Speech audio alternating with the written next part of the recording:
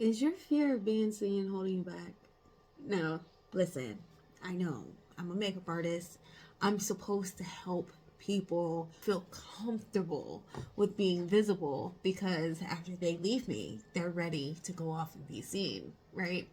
And this was the whole inspiration for me even getting interested in makeup or wanting to be a makeup artist, is because I was scared of being seen. And I felt that if I could just adjust a little bit, if my skin was just a little bit more, if I could make myself more attractive, I can get more attention and also feel more comfortable with the attention that I was receiving. And so makeup made sense. Using my artistic talents and ability to doll myself up was right up my alley.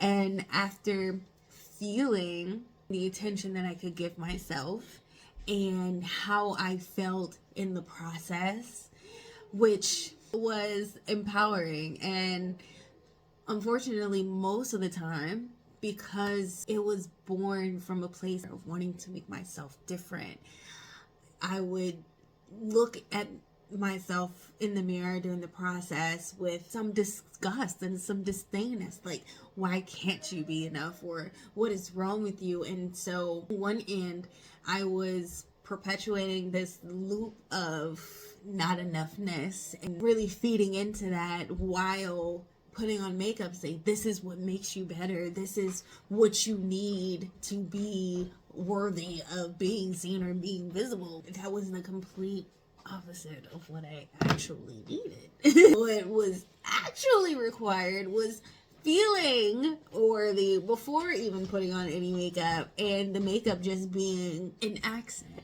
When you're applying it from a place of lack, you're only building on lack, and that foundation will crumble. And no matter how good the application looks, no matter how pretty the outside looks, it will always turn around and be fruitless. And so later on, when I started doing makeup professionally and started offering my services and working with my photographers, so I worked in a photography studio. All 99% of my career was spent doing makeup for portraits, which means that a lot of these women were coming in. I've never had makeup done before. I'm celebrating a super special part of my life. And I really want to look back and savor this moment. I want to look my best, but I also want to recognize me, and I want to be recognizable years from now when I hand these pictures down. So it really shaped my style of makeup as wanting to as true as I possibly could to the natural beauty of the person, but more so it allowed me to listen to the stories of hundreds and hundreds of women as to why they were getting their makeup done, why they don't usually wear makeup, what makeup means for them, and how they're comfortable showing up with or without makeup, and what does that even mean to them. And learning that a lot of women felt the exact same way that I felt when I started. I have to put it on to hide. I have to put it on to fix. I have to put it on to change. I have to put it on to feel worthy. And when it doesn't work out, when you don't get that response, when you can't physically get the final result that you see on TV or online or whatever, it leaves you worse off than where you started. And that's what led me into really trying to discover, how do I take this art form that I enjoy, that I love, that I use to share my love with my clients and help each and every woman who sits in my chair to see their beauty not through or because of the makeup, but is polished and revealed with the makeup.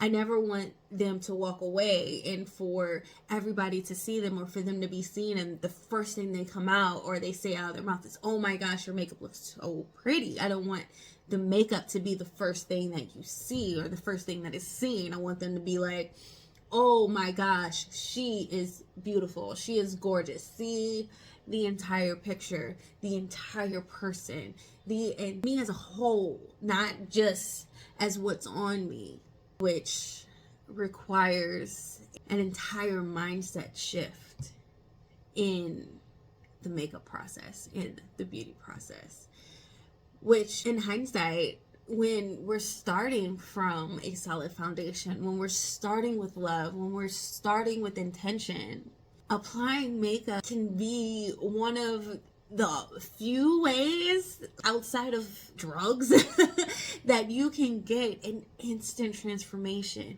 You can instantly see the results. You have this reminder with you throughout the entire day.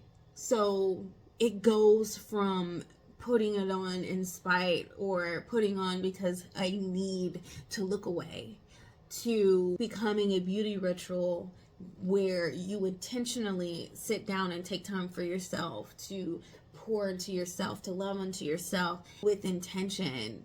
Apply makeup in a way that represents you in how you want to be seen, and that also can remind you of the commitment that you made to yourself, whatever that looks like, because it's going to look different for every person. It doesn't even have to be with makeup.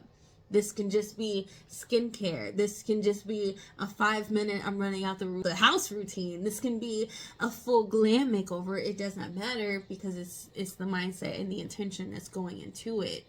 And then when you're done, you're showing up as who you intended and who you truly are to be, how you want to be seen. And that's the point.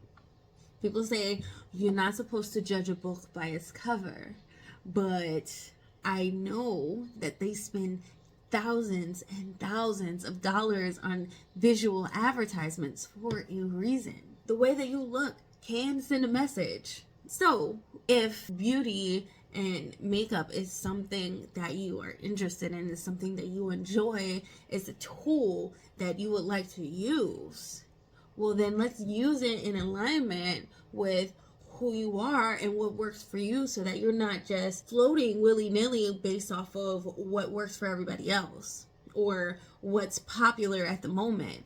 And now you are misrepresenting yourself, and you're wondering why you're attracting things that is not really in alignment with who you are, what you want.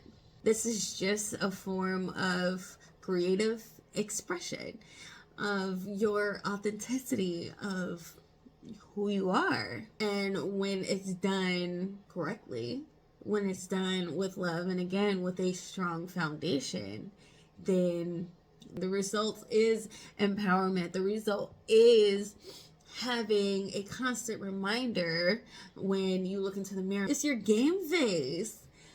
That's what I learned through my clients. It's not just me.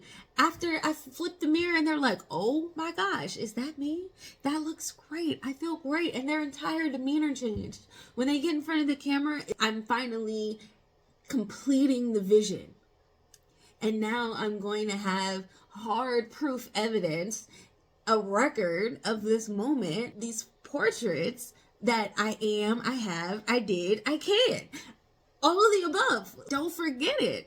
So the final little bit to solve is what happens when you walk out? What happens when the makeup washes off? What's left? Is this a mask? Is this a persona? Are we playing dress up? Or is you is, or is you ain't?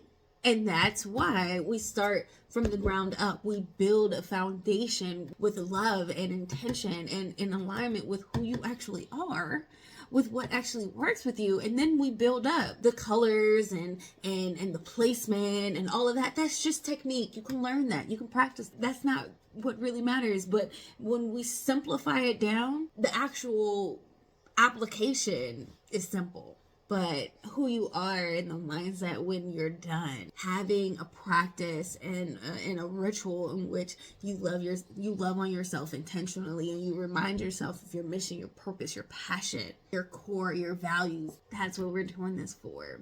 So you can show up and be all that you can be all the time with or without makeup.